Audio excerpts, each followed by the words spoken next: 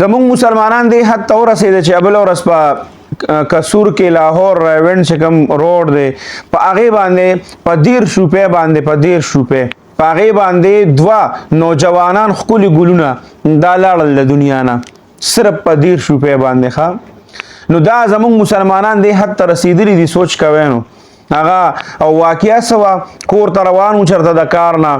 او مازدیګر ټایم و یا هر څه ټایم و بس هغه ورغلی دی فروټ یې اخیستل ځان سره د فروټو دپاره چې ورغلی دی کیلې اخیستې دي چې پیسې ورکولې درجن کیلې اخیستې پیسې څونه کېږي 130 روپۍ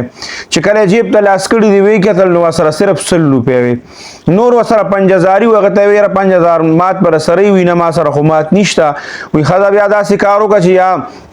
دا 10 روپۍ چې کوم دي نو دا ما ته راوبخه او یا داسې کار وکړه چې د دې نه د 10 روپو کیلې کمې کا او ته وایي چې نه بس په هغې کې په خپل منځ کې تکرار شوی تو مې او په هغې کې بس لاندې ودري بیا هغه فروټو والا چې دی نو هلته خو ټول دا ګاډۍ او دا فروټو والا ولاړ دي خپل کسان یې را خبر کړي دي نو وال ټکول خو پکې شوي دي بیا اخره کې یو ظالم راغلی دی هغې به چېرته هلته کرکټ کو بس چا سره ویکټ او چا سره بیټونه بس هغه راغلی دی او دا خلک ورته ولاړ دي رور اخلاصي نه کوي بس هغه راغلی دی هغه یو ورور یې لا ژوندي بل یې په غېږ کې نیولي بل خو ډېر خوږي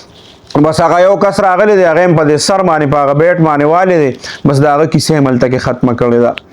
صرف په 10 روپۍ باندې دوه نوجوانان لکه د ګل په شان لاړل او اوس هغه کسان چې دي هغه غیب دي پته لګي نه چې هغې پسې چانبین هم شروع دی او که نه دی او د کوم ځای وو او کوم ځای نه وو پته یې مډو لګي نه او کوم خوا لاړل تر اوسه پورې لا پته نه لګي نو دا زمونږ د مسلمانان دې حد ته رسېدلي دي دا مونږ وایو زمونږ په مسلمانانو باندې حکمران داسې چل کوي او حکمران داسې چل کوي په پاکستانیانو باندې نو ته په خپله باندې ځان سره څه چل کوې تا ته پته شته چې دا ته څه کوې خپل ګریوان کې خو ګوره کنه اول ځان سره سوچ وکړه چې ته څه کوې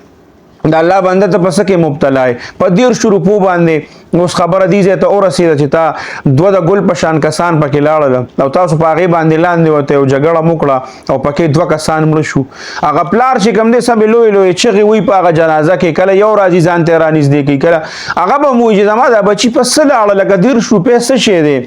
چې زما دا بچي پکې لاړل د ګل په شان هغه به هم سوچ کوي رشته دار به هم سوچ کوي که نور وروڼه یې هغې به هم سوچ کوي چې اخر لکه دا زمونږ سره څه وشو زمونږ د وروڼو سره څه وشو